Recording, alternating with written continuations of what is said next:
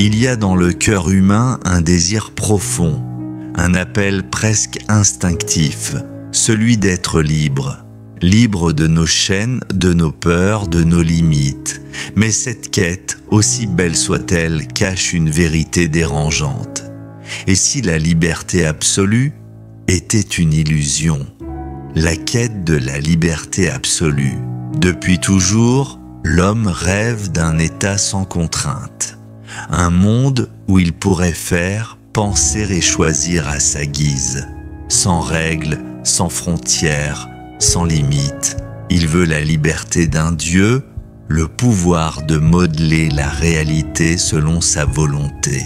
Mais comme souvent dans notre nature humaine, nous désirons ce que nous ne pouvons jamais vraiment avoir. Car même si l'on parvenait à briser toutes les chaînes extérieures, sociales, économiques, politiques, il en resterait une, invisible, mais indestructible, celle de notre propre existence. Les prisons du corps et de l'esprit, notre corps d'abord, il nous promet le mouvement, la découverte, la liberté physique.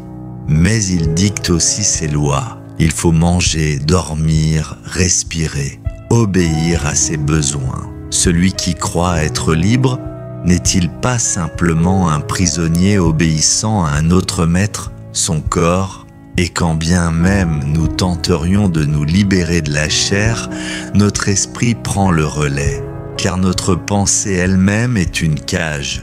Nous ne pouvons penser qu'à travers notre cerveau avec ses limites, ses filtres, ses logiciels intérieurs. Nous voyons le monde à travers une seule lentille, celle de notre expérience, de notre langage, de notre culture. Croire que nous sommes libres parce que personne ne nous commande, c'est oublier que nos pensées, elles, nous commandent sans cesse. L'illusion du libre arbitre. Nous pensons choisir, mais nos choix sont le produit d'un enchaînement de causes, de souvenirs, d'habitudes, de réactions. Comme un courant invisible qui nous emporte, nous croyons avancer librement, alors que nous suivons simplement la direction donnée par ce que nous sommes. Même nos désirs de liberté nous enferment encore plus profondément. Nous voulons être libres de tout. Mais ce désir est déjà une chaîne, car il nous pousse à lutter contre ce qui ne peut être changé. La véritable liberté, le philosophe Émile Cioran écrivait, « La liberté ne peut exister que dans le vide des croyances, dans l'absence de certitude. » Peut-être que la vraie liberté n'est pas de tout contrôler, mais de cesser de vouloir tout contrôler. Être libre de la liberté elle-même, libre du besoin d'être libre. Albert Einstein, dans une lettre écrite à un père endeuillé, disait ceci: « L'être humain fait partie d'un tout que nous appelons l'univers. Il se perçoit comme séparé du reste, une illusion de la conscience.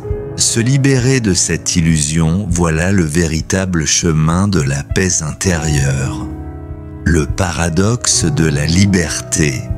Alors peut-être que la liberté ultime ne se trouve pas dans la rupture, mais dans l'union, dans cette paix silencieuse où l'on cesse de résister à ce qui est. Comme le disait Khalil Gibran, vous ne serez vraiment libre que lorsque même le désir de la liberté deviendra pour vous un fardeau à déposer.